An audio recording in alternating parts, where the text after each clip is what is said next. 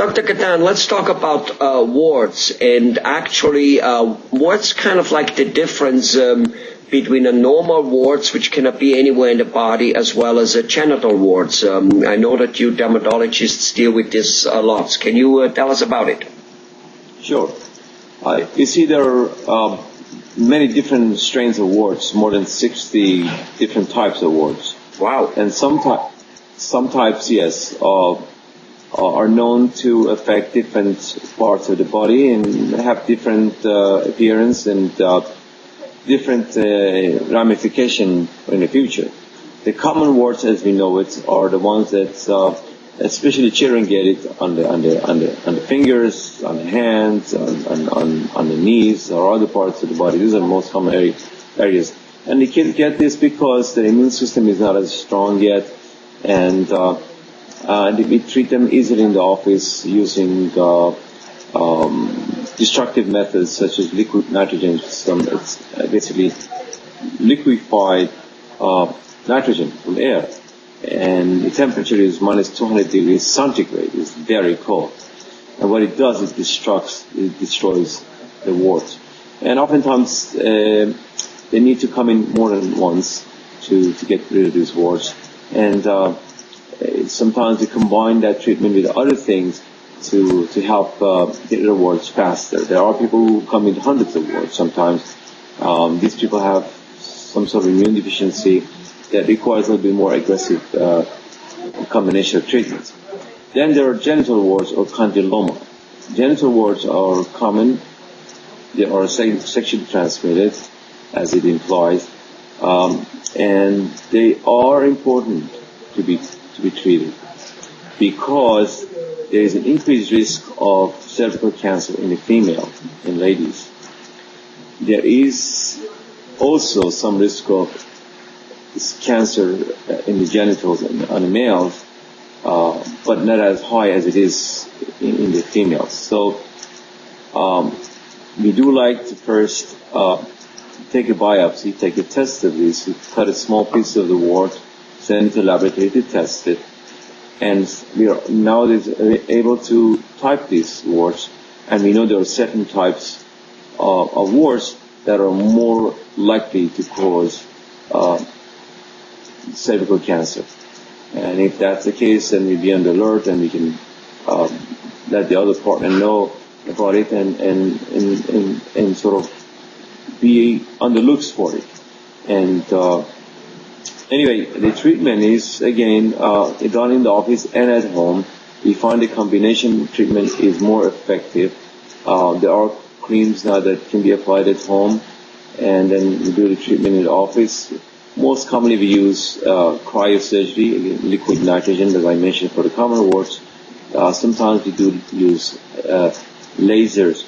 But we tell patients that need to be treated, and it takes some time. You have to be patient with it. You need to come in every few weeks for the treatment. And we tell them about protection of partners, and also to communicate with partners that they have been found to have these warts, and the partners should be checked out and make sure they don't have it, or if they have it, they should be treated. Okay. Then you wanted to say? Yes, there is another kind of, it's not a wart, it's called molluscum.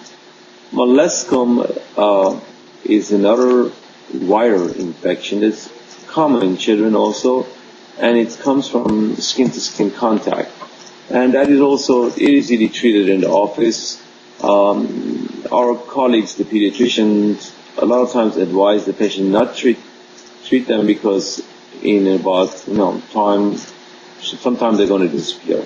Yes, it's true, they disappear in about 2 years or so, but in the meantime they do tend to spread to the same person or to family members, to other children in the family, and they oftentimes become itchy, pruritic, and the person scratches it and gets it infected. And then that's when they come to us with abscesses and boils and things like that, and we have to worry about that and to treat it. So we as dermatologists in general advise the patient to treat molluscum. because it is a contagious disease. And it's easily treated in the office. There are different methods. Again, liquid nitrogen is used by some. How does a mom? How does a mom notice of what to look for? Because the name is, I don't know. Maybe it's a very common name. I surely don't. I never heard of it. But how does a mom kind of go? Well, wait a minute. This is something we need to treat. What does it look like? How does it look? It looks like a little. How to tell? It's described. It looks like a little bubble, and it's the center of it is a little bit. Oftentimes it's depressed in the center. It's small, about a couple of millimeters. Oftentimes 1 to 3 to 4 millimeters in size, and they often could be in clusters. It could be a few, or there could be hundreds of them. It can be on the arm, on the body, on the chest, abdomen, back, face, hands. Could be anywhere, basically. Okay. Now, this same molluscum, if it's found in adults, is something that has to be checked out a little bit more carefully, because there is a possibility of it being a sexually transmitted STD problem. And especially if it's in near the private areas or on the private areas, we advise the patients to have other tests for the STDs and to be checked out and make sure there's nothing else is going on. And so the partners have to be checked out, make sure there's nothing else is going on. Well, all right. Anything else about warts, genital warts, or did we cover that all? Well, that's basically it. I mean, the treatments are time-consuming, but they're effective for the most part. What's time-consuming mean? What's time-consuming? It takes the patients few weeks, few months to get rid of, and they have to be persistent with it. They shouldn't give up. Okay. And the patient, in those few weeks or few months, most of it is homework for him to or her to do. And for her to do, if it's homework to do, it's like it's taking care of it at home. Right, homework to do at home, and to come to the office every couple of weeks. I see. To do in-office treatments. Sure, I got it. Well, all right. Thank you very much, Dr. Ghatan.